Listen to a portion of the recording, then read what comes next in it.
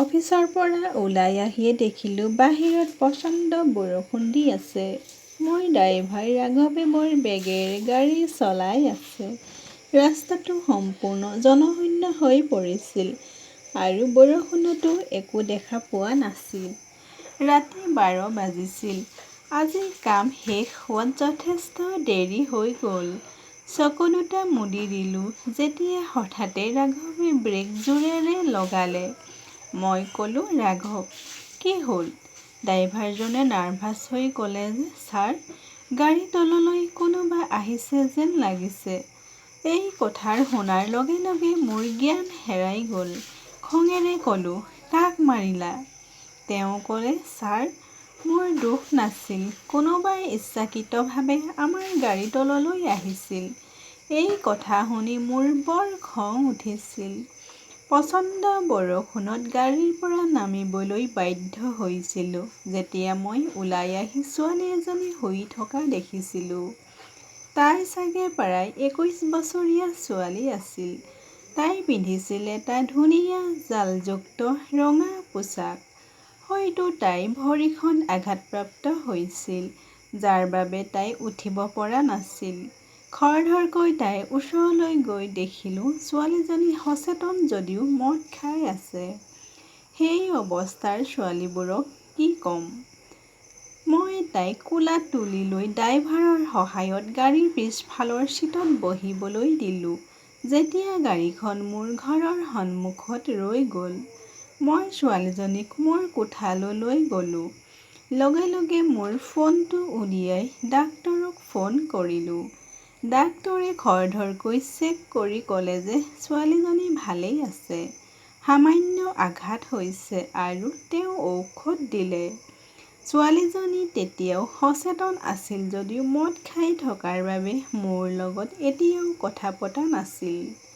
Doctor গুচি যোৱাৰ সময়ত মই তেওঁৰ ওচৰলৈ আহি সুধিলোঁ, তোমাৰ নাম কি? ক'ত থাকে কোৱা, মই তোমাক থৈ আহিম। ছোৱালীজনীয়ে হাঁহি হাঁহি ক'লে, মোৰ নাম প্ৰীতি। নাই নাই ছোনিয়া, নাই নাই অমিতা। তাই কি কৈছে মই বুজিব পৰা নাছিলোঁ। মই তাইৰ ফালে চাবলৈ ধৰিলোঁ আৰু দেখিলোঁ ছোৱালীজনীয়ে নিজৰ নামটোও ভালদৰে ক'ব পৰা নাই। তাই কৈছিল, মই মাধৱনগৰত থাকোঁ। মই ভাবিলোঁ এই ছোৱালীজনীক ইমান দেৰিকৈ ঘৰত ৰখাটো ঠিক নহ'ব। গতিকে তাইক ঘৰত থৈ দিম। মই তাইক লৈ গৈ মোৰ গাড়ীলৈ উভতি আহিলোঁ। ৰাঘৱ এতিয়ালৈকে ঘৰলৈ গৈছে, গতিকে মই নিজেই গাড়ী চলাবলৈ ধৰিলোঁ। মাধৱনগৰত এণ্ট্ৰি লোৱাৰ পিছত মই ক'লোঁ, তোমাৰ ঘৰ ক'ত আছে কোৱা। ছোৱালীজনীয়ে এটা ঘৰৰ সন্মুখত আহি ক'লে যে এইটো মোৰ ঘৰ। মই তাইক লৈ ঘৰৰ ঘণ্টাটো বজাই দিলোঁ। ৰাতি এই সময়ত এজন খঙাল মানুহ ওলাই আহি সুধিলে, কি হৈছে? আমাক কিয় অশান্তি দিছে? মই ক'লোঁ, এই ছোৱালীজনী তোমাৰ ঘৰত থাকে। মানুহজনে ছোৱালীজনীলৈ বৰ অদ্ভুত চকুৰে চাবলৈ ধৰিলে আৰু তাৰ পিছত ক'লে যে মই তাইক চিনিও নাপাওঁ। মোৰ বৰ লাজ লাগিল। ছোৱালীজনীয়ে ভুল ঠিকনা দি আছিল। ৰাতি এই সময়ত তাইৰ লগত ঘৰে ঘৰে ঘূৰি ফুৰাটো ঠিক নহ'ব। যদি সি কোনো ভুল মানুহ লগ পায় তেতিয়া সি এই ছোৱালীজনীৰ লগত ভুল কাম কৰিব পাৰে। মই কি কৰিম? মই ভাবি আছিলোঁ যে ছোৱালীজনীয়ে ওচৰলৈ আহি ক'লে, তাইৰ বৰ ভোক লাগিছে। তাইৰ মুখখন নিৰ্দোষতা আছিল। মই যেতিয়া লক্ষ্য কৰিলোঁ, তাই ধুনীয়াৰ গাখীৰ দৰে মুখখন ৰঙা লিপষ্টিক পিন্ধি আছিল। ইমানবোৰ মহিলাই মোৰ ওচৰলৈ আহিবলৈ হাহাকাৰ কৰে, কিন্তু এই ছোৱালীজনী বিশেষ কিবা এটা আছে। তাইৰ বাবে মই ক'লোঁ, আহা কিবা এটা খাওঁ। চহৰৰ এখন ডাঙৰ ৰেষ্টুৰেণ্টলৈ আহিলোঁ। খাদ্য খাই থাকোঁতেই ছোৱালীজনীয়ে নাম ছোনিয়া বুলি ক'লে। আজি মোৰ মেজাজ বেয়া আছিল, গতিকে বেছিকৈ মদ খাই তোমাৰ গাড়ীৰ লগত খুন্দা মাৰিলোঁ। মই সুধিলোঁ, তোমাৰ মেজাজ কিয় বেয়া? তেওঁ ক'লে, মোৰ কোম্পানীটোৰ মালিকৰ বাবে। মই ইমান ধুনীয়া বুলি ভাবিছিলোঁ যে ইয়াৰ মালিকৰ দুষ্ট চকু তাৰ ওচৰত পৰিছে। তাই নিমাত আৰু দুখী আছিল। গতিকে মই বৰ মৰমেৰে সুধিলোঁ, কি হ'ল কওকচোন। তেওঁ কয় যে বহু চেষ্টাৰ অন্তত মই কাপোৰ আম্বায়াৰত চাকৰি পালোঁ, যদিও তেওঁলোকে মোক অকাৰণতে চাকৰিৰ পৰা বৰ্খাস্ত কৰিলে। এই কথা শুনি আচৰিত হ'লোঁ। কেতিয়া তেওঁক চাকৰিৰ পৰা বৰ্খাস্ত কৰিলোঁ আৰু কিয়? মই ক'লোঁ, ছোনিয়া, ইয়াত বহ, মই লগে লগে আহিম। ৰাতি 1 বাজিছিল যদিও মই মোৰ সহায়ক বিবেক ফোন কৰিলোঁ। তাৰ লগত কথা পতাৰ পিছত মই বৰ আচৰিত হৈছিলোঁ। ছোনিয়া এগৰাকী মডেল আৰু আমাৰ এড এজেন্সীয়ে তাইক বাছি লৈছিল। মই কাপোৰ আম্বায়াৰৰ মালিক আৰু তেওঁক ইয়াৰ পৰাই উলিয়াই দিয়া হৈছে। বিবেকৰ লগত কথা পতাৰ পাছত ছোনিয়াৰ ওচৰলৈ উভতি আহিলোঁ। ছোনিয়াই তেতিয়াও বহি খাই আছিল। মই অহাৰ লগে লগে তাই ক'লে, আহক, মই এতিয়া ক'ৰবালৈ যাব লাগিব। ৰাতি 1 বজাত তাই ক'লৈ যাব বিচাৰে বুলি আচৰিত চকুৰে চাবলৈ ধৰিলোঁ। মই ক'লোঁ, ইমান দেৰিকৈ ৰাতি ক'লৈ যাব লাগে? তাই মোৰ ফালে চাই ক'লে যে মই কামপুৰ আম্বায়াৰৰ মালিক প্ৰকাশ কাপুৰক লগ কৰিব লাগে। মই ক'লোঁ, কাপুৰ আম্বায়াৰৰ মালিকক লগ কৰি কি কৰিব বিচাৰিছা?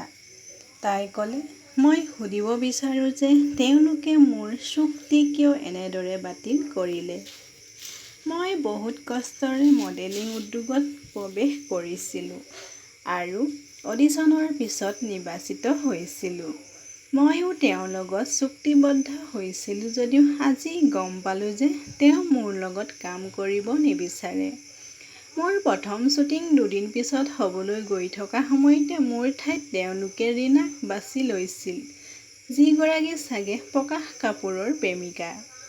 তাইৰ কথা শুনি মোৰ নিজৰ ওপৰত খং উঠিবলৈ ধৰিলে। মই ৰীনাৰ অনুৰোধত আজি এই ছোৱালীজনীক উলিয়াই আনিছিলোঁ। ৰীনা মোৰ বন্ধু আৰু লগতে এগৰাকী অতি ঘনিষ্ঠ উপদেষ্টা। তাই সকলোকে কৈ থাকে যে তাই মোৰ প্ৰেমিকা। তাইৰ লগত বহু ৰাতি কটালোঁ যদিও তাইৰ প্ৰতি মোৰ তেনে কোনো অনুভৱ নাই। তাই এই কামটো কৰিব বিচাৰিছিল, গতিকে তাই ছোনিয়াক আঁতৰাই পেলালে। মই ক'লোঁ, চোৱা, ৰাতি দেৰি হৈছে। তুমি এতিয়াই প্ৰকাশ কাপুৰক লগ কৰিব নোৱাৰিবা। তুমি মোৰ লগত মোৰ ঘৰলৈ আহা। কাইলৈ চাম কি হ'ব পাৰে। তাই বৰ মৰমৰ চকুৰে মোৰ ফালে চাই থাকিবলৈ ধৰিলে আৰু ক'লে, আপুনি আজি মোক বহুত সহায় কৰিলে। মাত্ৰ প্ৰকাশ কাপুৰৰ ঘৰৰ বাহিৰত মোক এৰি দিয়া। মই তোমাক আৰু অসুবিধা দিব নিবিচাৰোঁ। মই ক'লোঁ, মই তোমাক তেওঁৰ ওচৰলৈ লৈ যাম, কাৰণ এতিয়া তুমি মোৰ লগত মোৰ ঘৰলৈ আহা। তুমি কাইলৈ শীতল মন এটা লৈ তেওঁৰ ওচৰলৈ যোৱা আৰু তাৰ পিছত কথা পাতিবা। তাই একো নক'লে, মোৰ লগত গাড়ীত বহিল। তেতিয়াও বৰষুণ দি আছিল।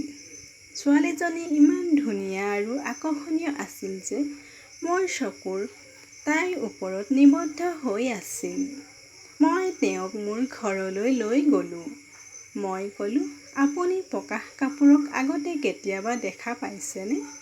তেওঁ ক'লে, নাই, আগতে দেখা নাই।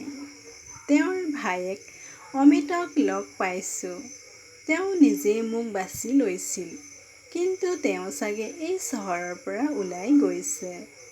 ইয়াৰ সুযোগ লৈ প্ৰকাশে মোক চাকৰিৰ পৰা বৰ্খাস্ত কৰিলে। ছোৱালীজনীক দেখি মোৰ হৃদয়ৰ চৈনাটোত হাড় পাই উঠিছিল।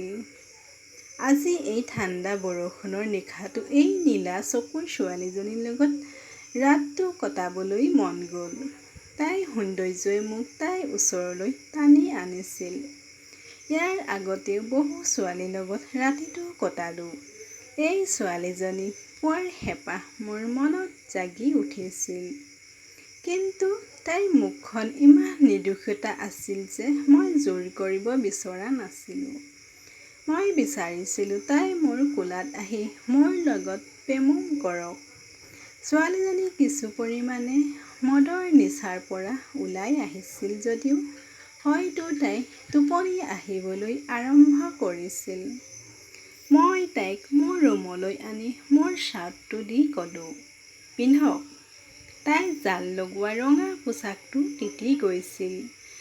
তাই বহুদিনৰ পৰাই তিতা কাপোৰ পিন্ধি আছিল। তাই মোৰ ফালে চালে, তাৰ পিছত ৱাছৰুমলৈ গৈ কাপোৰ সলনি কৰিলে আৰু এতিয়া মোৰ সন্মুখত থিয় হওঁতে তাই মাত্ৰ এটা শ্বাৰ্ট পিন্ধিছিল। মূৰৰ পৰা ভৰিলৈকে চাই আছিলোঁ। ছোৱালীজনী ওখ আৰু মডেলৰ দৰে ফিগাৰ আছিল। নাজানো কিয় এই ছোৱালীজনীক চাকৰিৰ পৰা বৰ্খাস্ত কৰিলোঁ।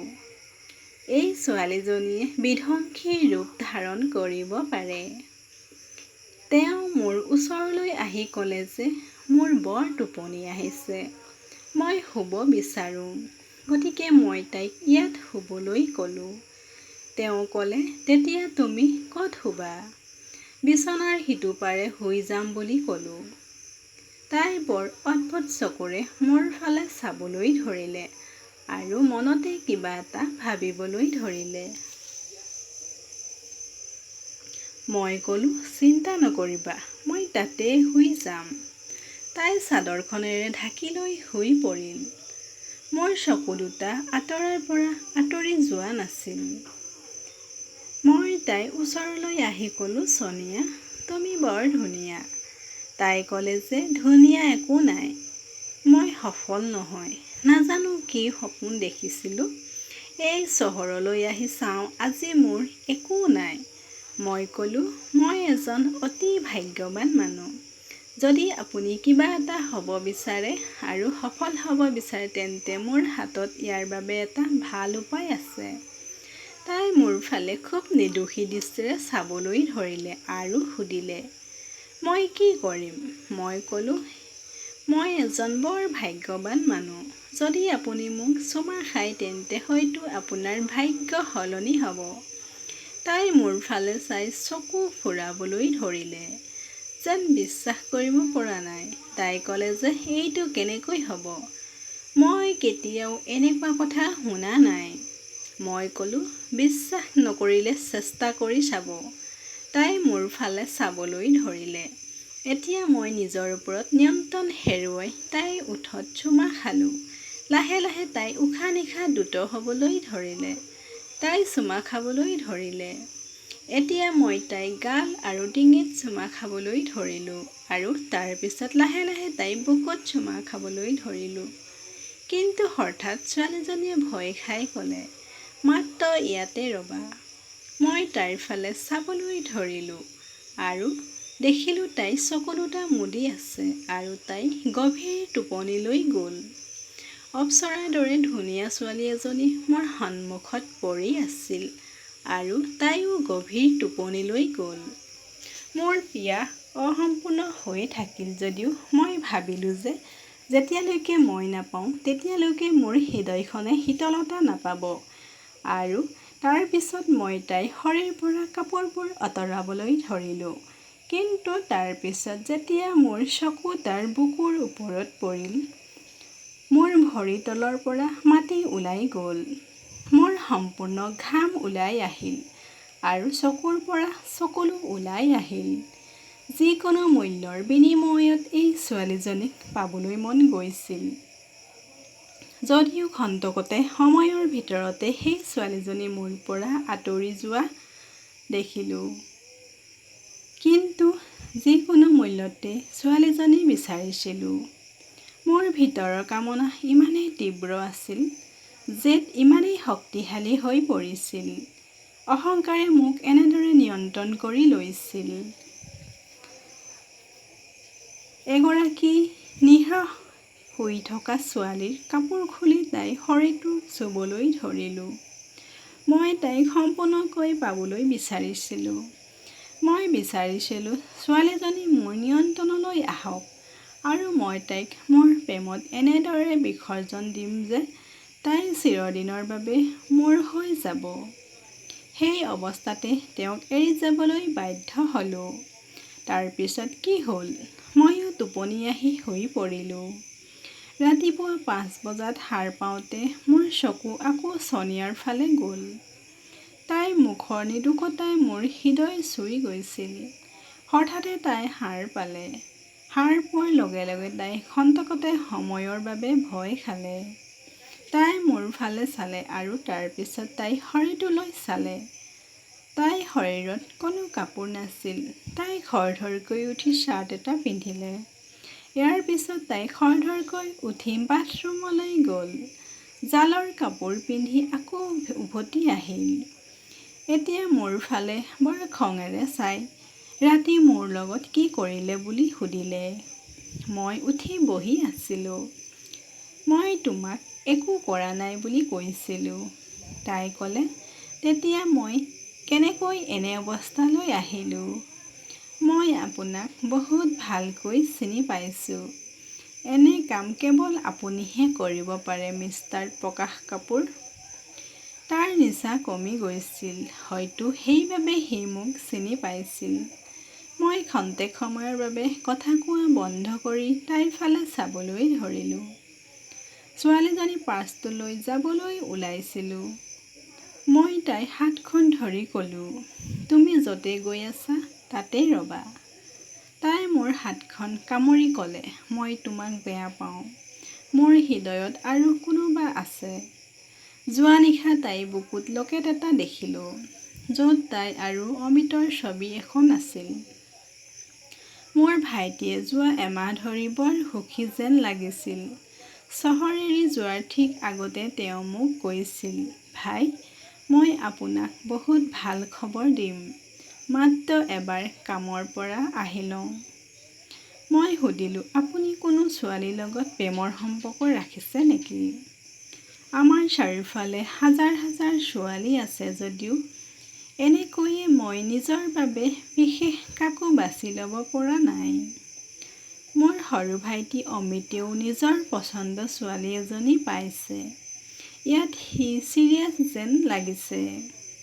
কিন্তু যোৱা নিশা যিয়ে নহওক, মোৰ গাড়ীৰ সন্মুখত ছোনিয়া আহি যিদৰে খুন্দা মাৰিলে, সেয়া দুৰ্ভাগ্য হ'ব নোৱাৰে। হয়তো ভাগ্যই আমাক দুয়োকে একত্ৰিত কৰিব বিচাৰিছে। মোৰ হৃদয়খন ছোনিয়াৰ ওপৰত পৰিছিল আৰু মই কোনো কাৰণতে তাইক অমিতৰ হ'বলৈ দিব নোৱাৰোঁ। যদিও সি মোৰ ভাইটি, ছোনিয়া মোৰ জীৱন। ছোনিয়া কেৱল মোৰ। মই ক'লোঁ, ছোনিয়া, মই তোমাক ভাল পাবলৈ আৰম্ভ কৰিছোঁ। তুমি কামটো ঘূৰাই পাবা। মই তোমাৰ কেৰিয়াৰ ভাল কৰিম। মাত্ৰ তুমি মোৰ হোৱা। তাই ক'লে, তোমাৰ কৰুণা মোৰ প্ৰয়োজন নাই। মই এই চুক্তিখন মোৰ নিজৰ শক্তিতে পাইছিলোঁ আৰু মই তোমাক ভালকৈ চিনি পাওঁ। যিদৰে ছোৱালীৰ লগত সম্পৰ্ক স্থাপন কৰি তাৰ পিছত আদৰি লোৱা নহয়। এতিয়া তাই যাবলৈ আৰম্ভ কৰিছে। মই তাইৰ হাতত ধৰিলোঁ। তাই নিজকে মুক্ত কৰিবলৈ ধৰিলে। মই ক'লোঁ, ছোনিয়া, বিশ্বাস কৰক, মই তোমাৰ প্ৰেমত পৰিছোঁ। কালি যিয়ে নহওক কিয়, কালি তোমাৰ লগত সময় কটোৱাৰ পিছত মই বুজি পাইছোঁ যে মই তোমাক ভাল পাওঁ। মোৰ লগত বিয়া হৈ লোৱা। তাই মোৰ ফালে চাই আছিল, যেন তাই একো বুজি পোৱা নাই। মই ক'লোঁ, প্লিজ। তাই ক'লে, মই মনতে অমিতক ভাল পাবলৈ আৰম্ভ কৰিছোঁ আৰু হয়তো সি মোক ভাল পাইছে। যদি মই নাজানো তাৰ হৃদয়ত কি আছে। মই ক'লোঁ, অমিত তোমাক নহয়, আন কোনোবা ছোৱালীক ভাল পায়। এই কথা শুনি তাই থতমত খাই মোক সুধিলে, তুমি কেনেকৈ গম পালা? গতিকে মই তাইক ক'লোঁ যে সি মোক কৈছিল। কিন্তু তোমাক মোৰ বহুত ভাল লাগে। ছোনিয়া মোৰ সন্মুখত মনে মনে থিয় হৈ আছিল। মই নিজকে ৰখাব নোৱাৰি তাইৰ ওচৰলৈ গৈ তাইৰ ওঠত চুমা খাবলৈ ধৰিলোঁ। লাহে লাহে তাইও মদ খাবলৈ ধৰিলে। তাই মোক টানকৈ সাবটি ধৰি ক'লে, তেন্তে তুমি মোক প্ৰতাৰণা নকৰিবা নহয়? মই ক'লোঁ, বিয়াৰ পিছতহে তোমাক স্পৰ্শ কৰিম। এইটো মোৰ প্ৰতিশ্ৰুতি। তাইক বিয়া পাতি দিলোঁ। তাইক হেৰুৱাবৰ মন নগ'ল। ভাইটি কামৰ পৰা উভতি আহোঁতে ছোনিয়াৰ লগত চিনাকি কৰাই দিলোঁ। অমিতৰ মুখখন সম্পূৰ্ণ সৰি পৰিছিল, যেন বিশ্বাস কৰিব পৰা নাছিল যে মই তেওঁৰ ভালপোৱা ছোৱালীজনীক বিয়া কৰাই দিলোঁ। মই অমিতক ক'লোঁ যে মই ছোনিয়াৰ লগত বহুদিনৰ পৰা হৃদয়ত প্ৰেমত পৰিছোঁ। কিন্তু তাৰ পিছত মই তাইক এটা পৰীক্ষা দিলোঁ য'ত তাই উত্তীৰ্ণ হৈছিল। গতিকে মই তাইক বিয়া কৰাই দিলোঁ। অমিতে একো নক'লে। সি ছোনিয়াক নিজৰ বায়েক বুলি মানি লৈছিল। দুয়োজনে কেতিয়াও গম পোৱা নাছিল যে ময়ে সিহঁতৰ প্ৰেমক বিচ্ছিন্ন কৰি পেলাইছোঁ। ছোনিয়াৰ কি গুণ আছিল নাজানো যে মই তাইক লৈ ইমান পাগল হৈ পৰিছিলোঁ। আৰু এই উন্মাদনাত মই তাইক পালোঁ। ছোনিয়াই এগৰাকী ভাল পত্নী বুলি প্ৰমাণ কৰি মোৰ জীৱনটো সুখেৰে ভৰাই তুলিলে।